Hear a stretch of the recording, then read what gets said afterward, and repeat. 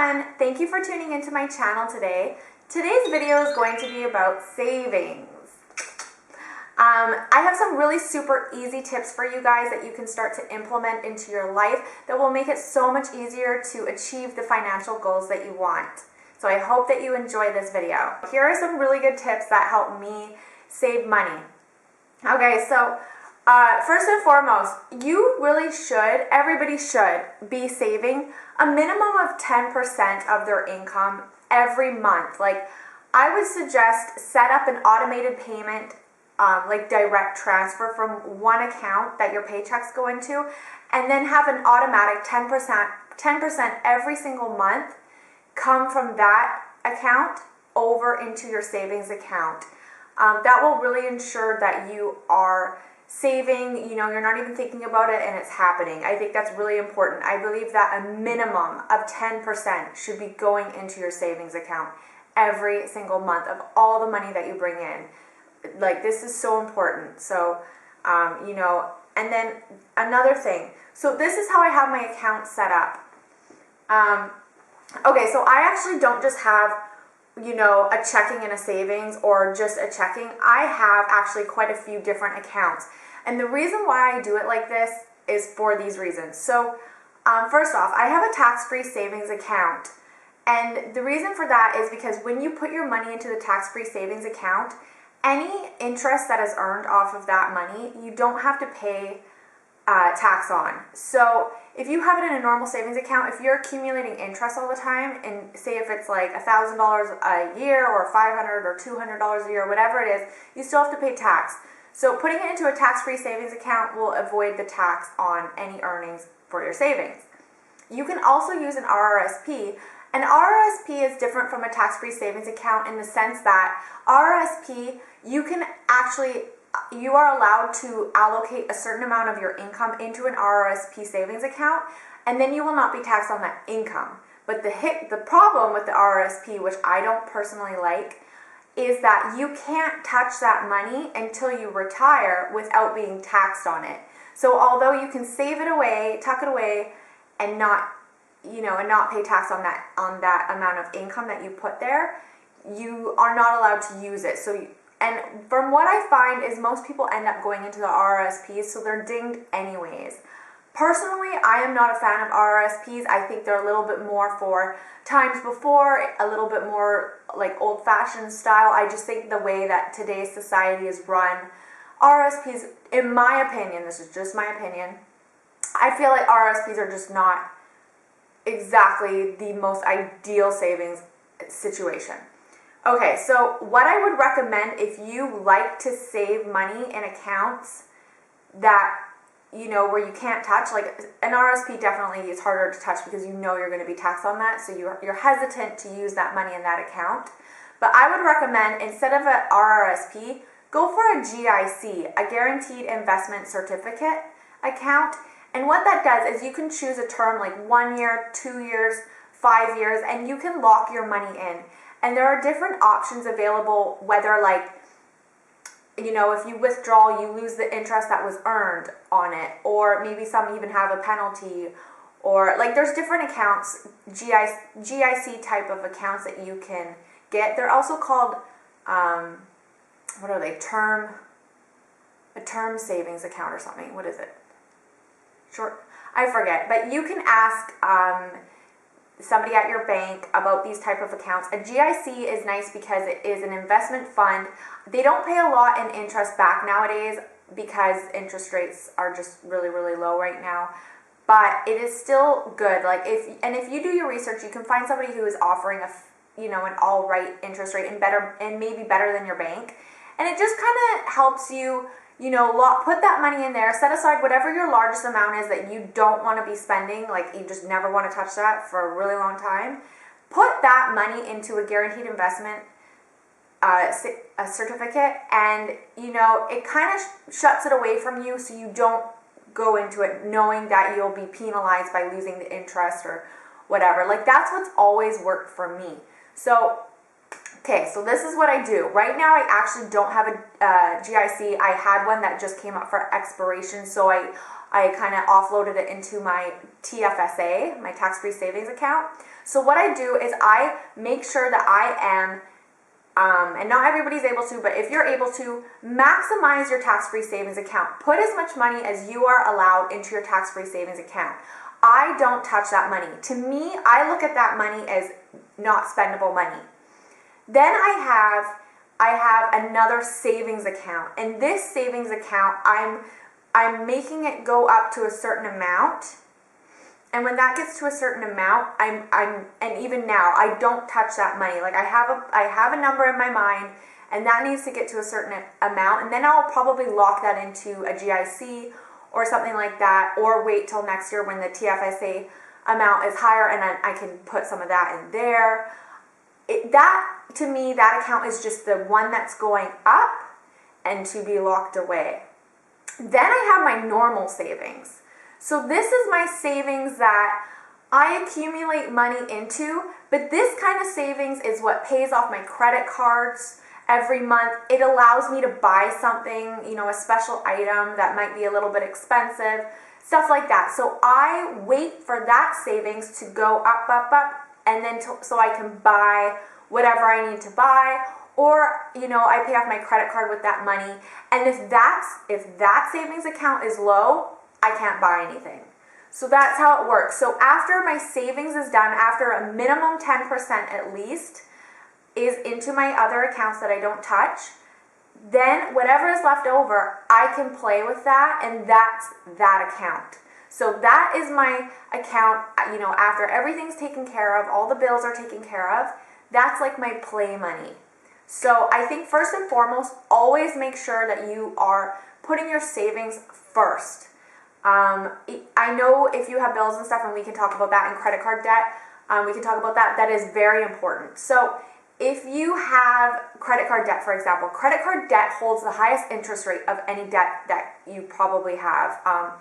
Of course, there are agencies that can help people get out of debt even at like crazy, ridiculous, higher interest rates. But for the most part, people do hold credit card debt, and that is their highest interest rate debt. You need to make sure that you are paying that debt off first. Whatever of any debt that you have, whatever is holding the highest interest rate, make sure that you pay that debt off first. That is the first and foremost most important thing. Now, if you have high interest rate credit card debt, make sure that you go into your bank and ask them about a line of credit or a loan and see the interest rate that they will give that to you for. And if you can get a line of credit at 8%, say, and your credit card debt is at 21%, get that line of credit and pay off your credit card using the line of credit. So now it will transfer into that 8% as opposed to the 21% it used to be. So a line of credit is a really good way to lower the interest rate on other debts if it's a lower interest rate and pay them off. So you want to do that. Okay, so let's get back to savings. So I should talk about debt in another video. Okay, so keep separate accounts. We covered that. Deposit a minimum of 10% into savings every single month of all your income. I was thinking to look for ways to create more savings for you. So a lot of people think they can't save money because they don't have extra money. But if you really take a look at your life, there are things you can cut back on. For instance, a lot of people really like to go to Starbucks every single day. Their coffees are so expensive.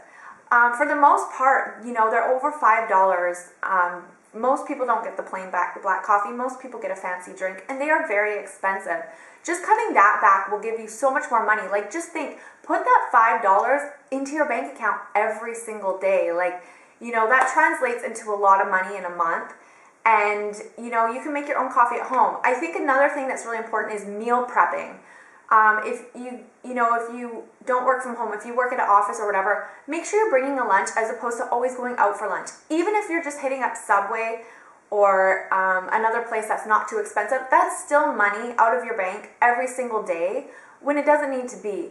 So I would suggest meal prepping is a nice way to make it easy to be sure that you're saving as much as you can on food. And then also try buying in bulk. I think, I would recommend Costco for this. I don't recommend Costco for everything. Costco can get very expensive if you're not careful in there. But I would say, if you like chicken or salmon or fish or whatever, go to Costco, buy that stuff in bulk. That is the most expensive stuff. as well as cheese. Meat and cheese, I find, are the most expensive items at the grocery store. I think it's just typically protein, really, that is the most expensive. So because those items freeze very well, you can vacuum seal them into individual sizes, like meal sizes, and have that ready. And that will save you a lot of money in the long run. So you'll always have that in your freezer, and then maybe you'll have to once in a while buy some fresh vegetables or whatever from the local grocery store, the one closest to you. Another thing is just, try not to buy random stuff. Like, just because you see something and it's a good deal doesn't mean that you need to buy it. Like, think, do I really, really need this item? Like, is this item going to make a difference in my life? Do I have an item that's similar to this item? Possibly. Will I use this item? Just really try to think about things like that. Also, if you really need something, think about ways to get that item cheaper. So maybe you see something in a store that you like. Now, what if you can go home and search that up on eBay or Amazon, and it might be a lot cheaper, and it would be preferable to order it online then. Another route is to make sure you're using Ebates. I've been using Ebates lately. It's really great. You get cash back from a lot of stores. So even for Expedia, for instance, if you're booking a hotel or a trip, usually those are larger purchases. You can actually get like 8% cash back on those purchases. So that's another way to kind of save money, or at least when you are spending money, you're getting something back. So I will leave my link in the description box for my Ebates. I really, really recommend that you guys go check out that website. It's actually incredible the money you can save from so many different companies. I feel with credit cards, you can charge them up so quickly, especially online, and you don't really realize the amount that is accumulating on them. So it's really important to check your credit card balances regularly, log on to your credit card account, and take a look at your purchases, because a lot of times I find for myself, I don't really realize that I've spent what I've spent. So when I take a look at it, it's actually really quite shocking, and it keeps me from spending more. I'm like, whoa, done. Like, no more. I need to pay that off. It really helps me to keep track. So I would say don't avoid looking at it. And even if you happen to have a lot of credit card debt or something like that, don't avoid it. Because I remember when I was young and I used to accumulate a lot more debt, I just hated looking at the bills. Like, I don't want to see the bill. But you know what? As much as you hate looking at the bill, I feel like it is really important to look at it, because it will give you that constant reminder, I'm spending too much. I really need to cut back.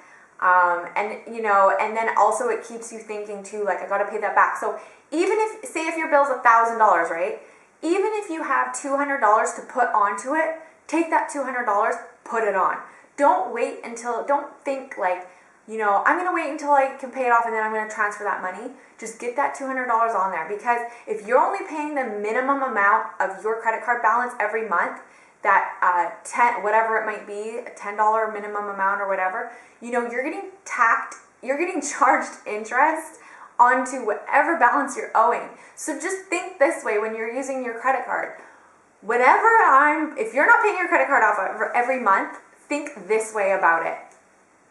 Whatever I am buying right now is going to cost me 21% more. So instead of walking into the store and getting a 20% off deal, you're actually walking into the store and paying over 20% more. So really, really think about that. That is exactly what's happening when you're not paying off your credit card balance every single month. You are paying way more for that item. And if you don't pay it back that month, you're going to be charged interest again. So if you don't pay it off, after it's already been a month, and then you wait another month, like say you only pay the minimum balance, and then you wait another month to pay, you're getting charged interest again on that item. So if you have a $500 credit card balance and you didn't pay it off, you're going to get dinged like 20% or whatever your percentage is on that $500. And then if you don't pay it off again, say you only paid off $15 of it or $20 of it, you're going to get dinged 20% on like $480 the next 2 months later. So you're going to get dinged over and over and over, and the time the longer you take to pay it off, if you actually look at the amount that it's costing you to hold that debt on your credit card, it is actually ludicrous. And it's crazy that they can actually get away with charging customers so much money, you know. So it is very important. Make sure that you are paying more than your minimum payment on your credit card every month. Make sure that you're really questioning what you're purchasing. Like, do you need this? Do I need so much of this? Do I need new makeup? Really? Can I survive? Like, you know, I think a lot of the things that we buy aren't the essentials. So I would say if you're having a hard time saving money, just really try to cut back anything that's not essential. I really hope that you guys enjoyed this video. Give it a thumbs up if you did, and I will see you in my next one. Bye.